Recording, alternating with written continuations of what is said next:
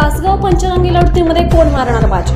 आजी माजी खासदार आमदारांसह सर्वांची लागली प्रतिष्ठा पणाला। संपूर्ण सांगली जिल्ह्यामध्ये लक्षवेधी ठरलेल्या तासगाव नगर परिषदेच्या पंचवार्षिक निवडणुकीमध्ये आज निकालाच्या दिवशी माजी खासदार संजय काका पाटील, विद्यमान आमदार रोहितदादा पाटील यांच्यासह जिल्ह्याचे पालकमंत्री चंद्रकांतदादा पाटील, उपमुख्यमंत्री अजितदादा पवार यांच्यासह शिवसेना उद्धव बाळासाहेब ठाकरे गटाच्या उमेदवारांची प्रतिष्ठा पणाला लागलेली आहे।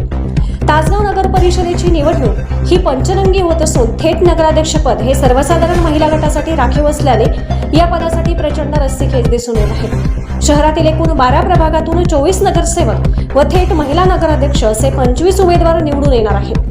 येथील तहसीलदार कार्यालयातील बहुउद्देशीय हॉलमध्ये सध्या मतमोजणी सुरू असून पहिल्या टप्प्यात टपाली मतदान व त्यानंतर 36 बॅलेट मशीनवरील 3 फेऱ्यांमध्ये मतमोजणी होणार आहे। प्रशासनाने अचूक नियोजन केले असून कडक पोलीस बंदोबस्त तैनात करण्यात आला आहे। Maharashtra Marathi news Tasgaon.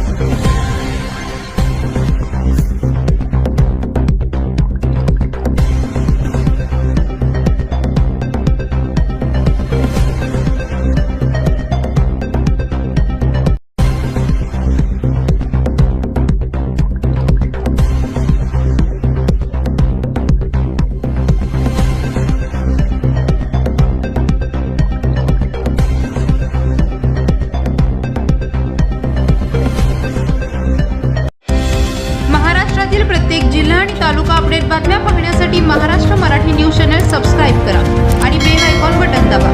Maharashtra Marathi news update रहा।